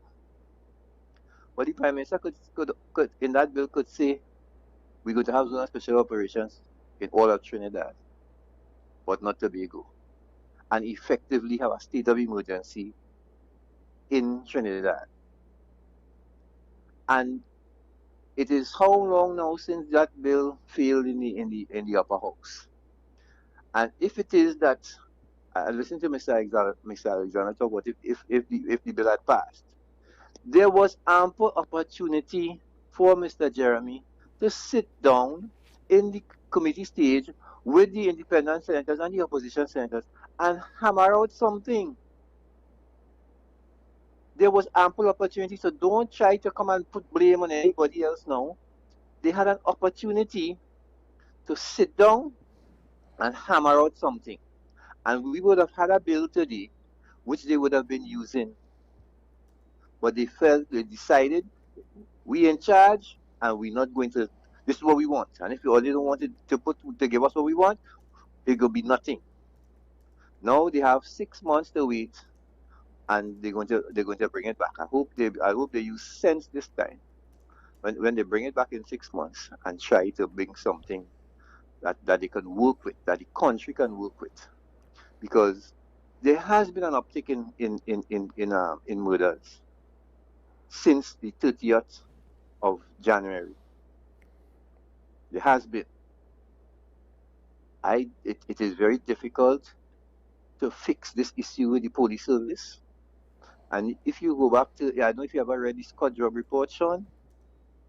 If you go back and read the Scott drug report, that was since I think it's 87 or somewhere around there, you would understand the problems that in the police service. Now, since then, they had problems. Since 87. So, and as Mr. Mover talked about with Mr. Burrows. Mr. Burrows was one of the worst things ever happened to the police service. Randolph Burrows. Now, let me go to Miss John and the Thailand Ferry Service. Miss John tried to put spin yesterday by going on the port and talking about and trying to walk busy. I want Miss John to know, trying to walk busy and talking fast ain't gonna solve the problem. That ain't solving the problem at all. She tried to put spin yesterday talking about the ferry. Look at room on the ferry. People cannot decide to bring their cargo and sit down and wait until you decide, until they get word that the ferry going to sail today, the cargo ferry going to sail today. The issue right now, Sean, is that cargo ferry has to do sea trial. What they are trying to do is use the sea trial time to try and put cargo on board to go and do to go to Tobago. Mm-hmm. They are upsetting the program of the certification of this vessel, to certify this vessel. But the issue is they screwed up, because what should have happened is when the Cabo Star was supposed to go off hire, they knew that around the 10th or the 12th of the month, they were supposed to bring the Blue Wave Harmony 30 days before. So you have while your cargo ferry is still operating, you can do all your sea trials and do what you need to do, so you have a seamless transition. And it was not done because, as I said to you before, that when they get people involved in this thing that should not have been involved. That ferry is costing the main cost on the rental for that vessel is $25,500. That does not include fuel, which is borne by the state. We have to pay for the fuel, and there are other things that we have to pay for. It is an expensive service, a very expensive service. And I maintain what I said to you yesterday, that there needs to be some sort of privatization to look at for this ferry service, for the cargo service. Let's leave the passenger ferry service. Yes. If you check the cost that this service costs Trinidad and Tobago, it runs into billions of dollars every year. And that those billions of dollars can be used to make a more effective service by public-private partnership. I'm going to insist on that. It can take many forms, as it does in the islands.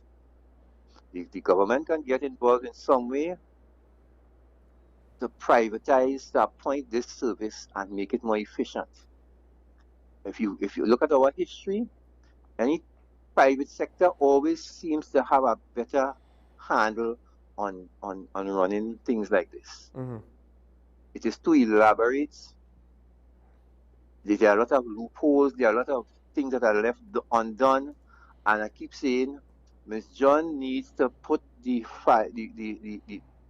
feet to the fire of the people who really should be in the public sphere getting this heat. Ms. John is getting this heat because she's jumping in the fire. And as you said, right, she's the minister, so she wants to come out and say something. But there are people there, and there are things that happen that I can't talk about, that I know about. Right. And that happened previously when, in 2015, when this happened previously. It's the same rubbish that happening again in this country with this ferry service. Yeah. And I'm surprised at the tone of Mr. Augustine, seeing that previously how he comes out and attacks. Yeah. Not this time. This time he's measured. He is quiet. He's trying to bring calm to the people of Tobago, and the business people of Tobago, because he knows why. Have a good day, Sean. Thank you, Kola. Well, he's playing the political game, right? But I think it was telling that when he said that the people of Tobago were right to run out of patience. You could interpret that as an indirect piece of criticism, but it wasn't very strong. And it definitely wasn't like how he would have handled the situation if the PNM were in control. I get that, but he's kind of playing the game. I don't fault him for playing the game. I even wonder if what little he said might have been too strong. Or maybe, the Prime Minister is willing to acknowledge, look, he can't say nothing. He can't be completely, sweep everything on the rug and say nothing to see here, nothing wrong. You know what I mean? But the private sector might be better off dealing with the cargo service. Because I did say the ferry service, there's a social dimension. But a lot of that is borne by the passenger ferries. Maybe the cargo service is different, right? Not that they won't have certain requirements, the government, on the cargo service as well, but it might be easier for it to be a kind of a private for-profit situation. That, yes, I understand at times the profit incentive works against customers, but efficiency works for customers more than government inefficiency, right? So it's not necessarily saying it's going to be a perfect solution, but it might give us better results than we have now. Now, yes, the same thing happened in 2015, because in 2014 or even before, I think it was before, to be honest, it could have been like 2011, 2012, or 2010, 2009. When the partnership came into power, they cut costs, despite the fact that when they came into power, they were rich, the government was rich, the treasury is rich. They cut costs with regards to the ferry service on maintenance fees. I mentioned this yesterday. And this might be where you're saying, in a similar fashion, people who should not be there making decisions are there making decisions. And we are left to question what's going on, why this happened. And you know what? We don't need to know as much as you to look at the results and say, this is bad. That is to say, Mr. Sanfana, you know what you know. We don't need to know everything that you know to look at the results and say, this is bad. Dare I say this is almost as bad or maybe worse than 2015? 2015, it was a long period where we didn't have a cargo boat. But just how this is unfolding, I'm thinking, did we learn nothing from the previous instances? I understand it's a different government, but still, the public sector, the public service is supposed to give us a certain amount of institutional knowledge. Apparently not. Mr. Burrows, all I'll say is this. I know that the context of what I'm going to say, some people will look at Mr. Burrows with even worse context, but I'll just say this. We are potentially seeing the consequences of relying on the shortcuts that Mr. Burrows championed during his time. I'm going to put it that way. I'm not going to go into the further accusations. Right? Now, the police leadership, I potentially would say, seemingly might be a greater source of the belief that the police service has in the requirement of special powers. Right? The rank and file they know where the deficiencies are on the street level, but it seems like the executive doesn't necessarily know how to translate that into, hey, government, why don't we try changing this and that and that? Or maybe the government just never listens to the police. I've been told that the police do make recommendations. This system ain't working, right? It's not. These also give the Prime Minister too much authority. Let's not forget, the Revenue Authority, Prime Minister Kamala Bissassa said that this was a bad thing and let's scrap it. Why? Because they gave too much power to the Minister of Finance. But it's fine if the Prime Minister could just declare zones of special operations where rights of citizens are suspended. And she does not have to be held to account for days after. That's fine. If not even, it could be up to 3 months. I can't remember if it's 3 months before she has to account in Parliament. We have a couple other comments to go. Let's take the first comment. Falls under the Minister of Homeland Security. Why is there not any form of consultation with the citizens? Because first of all, right, we had the Minister of Defense. He was speaking about it in the House, not the Minister of Homeland Security didn't champion it. That's the appearance, right? Then the AG piloted it in the Senate. You get mixed signals on it already. It makes me think that the actual goal was what the AG basically indirectly implied, shooting down any of the proposed amendments by the independent or opposition bench. They wanted it to be in place in order to keep people detained from the state of emergency that was running out. Rather than looking ahead and planning for the timing, they just tried to rush it through at the last minute and it failed, and now they want to blame us for their inadequacies. That's what it seems like. Why was there no form of consultation? Because they did not give themselves enough time to have consultation when seemingly they decided to adopt this measure. It feels almost like if they panicked on, oh gosh, the SOE is going to run out and we're not going to keep these people detained because they're going to have, their rights are going to kick in. And heaven forbid people have rights in this country. So what do? Let's try and just backdoor this. There's no time for consulting there. Rather than just repeating with his colleague, what his colleagues are saying, well, if I was Anna Roberts, there are a lot of things I could say about Minister Alexander. But since I am not that low of a human being, I won't say it. Don't blame me for that statement. I'm just going with the gentleman's track record on his inability to debate things on the merits of the issues, but rather to debate individuals on his perception of their private anatomy. Why he is so concerned about other people's private anatomy, I have no idea. But I am not going to necessarily, debate about his personal proclivities. Now, moving on. Who is the minister? Moving on in the comments. Who is the ministers waiting on to take initiative to come to the public and educate them on the Zoso bill? Or they realize the bill have flaws and need amendments? One would hope that they don't try to rush it through a second time. According to not the government, the bill has flaws and needs amendments. I don't know if they see it quite that way. It'll be very interesting how they present it the next go-round, assuming they do so, right? But dare I say, when it comes to national security, this government is no better off than the previous one and seemingly is just as inept, if not more so. I'm not entirely sure what is true there, right? Maybe they're not quite as inept, but it's some of these mistakes, I guess the PNM might look better by default because they did nothing. So nothing looks better than disaster, right? To what extent is that fair? And ironically, I might actually go so far as to say that it is kind of an unfair comparison if you're comparing to someone who did nothing. Technically, I take greater issue with doing nothing. Let's go to the next comment quick. Cuban embargo. We don't have the fortitude to talk about such at CARICOM heads of meeting.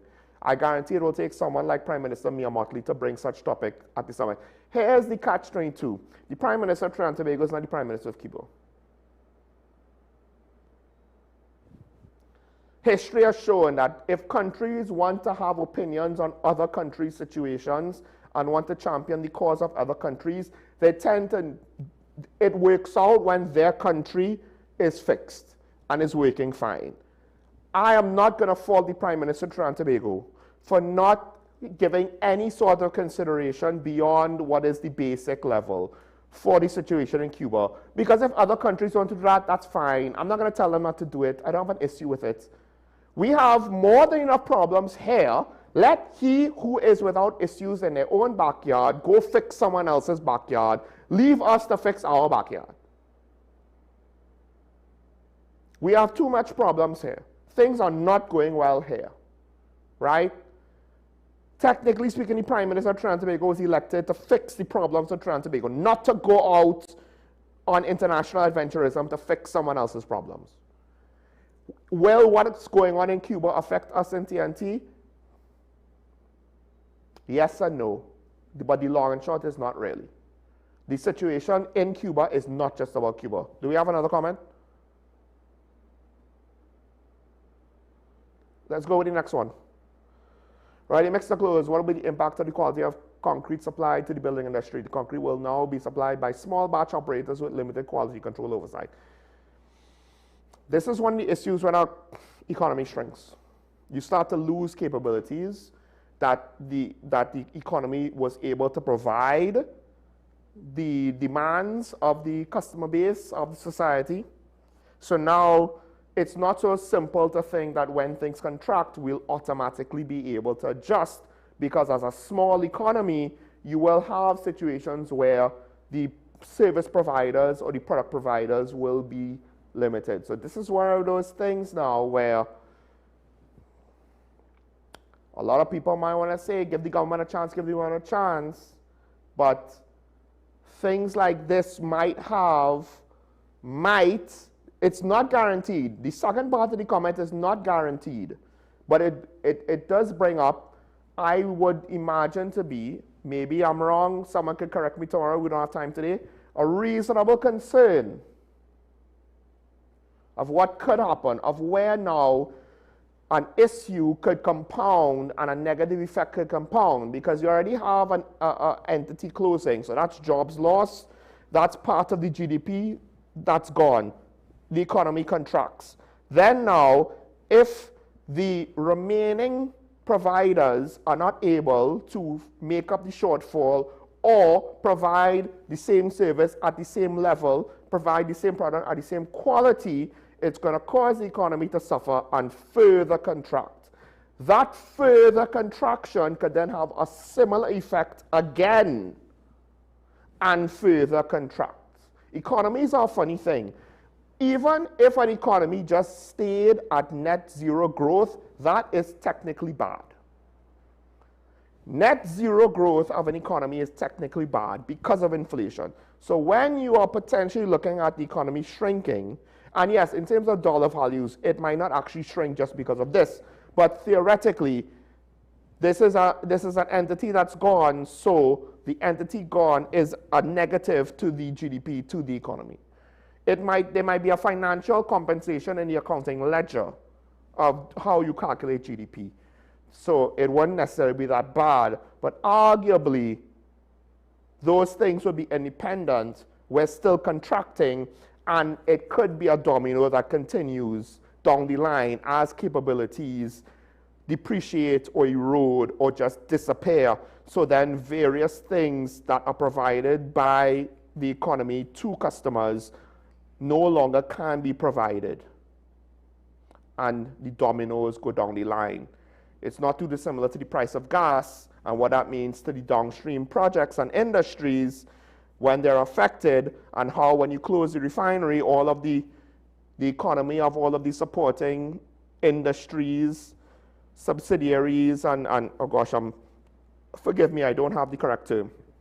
All of the small businesses that provided various services down and around the refinery, how all of those things just disappeared? Yeah, you'll get something like that. But depending, you don't necessarily know where it'll end. Those industries, they stopped engaging with their suppliers made less money, potentially speaking, did some of those suppliers closed in business, and so on and so on and so on and so on, right? The question is, how do you stop the slide down? This is potentially a clue that we might slide down, because this isn't the only thing that's happening, the only thing that's going wrong. With that said, thanks to the caller, thanks to the commenters. I don't want to have a lot of negative things to say, but unfortunately, it is what it is, right? We don't have a lot of wins or a lot of successes.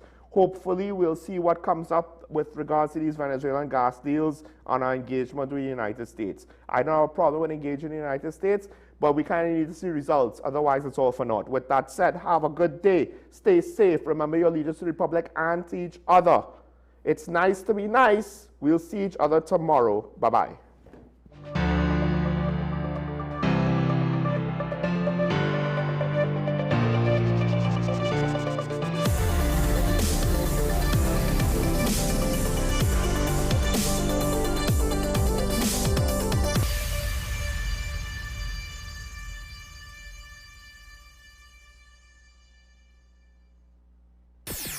WESN.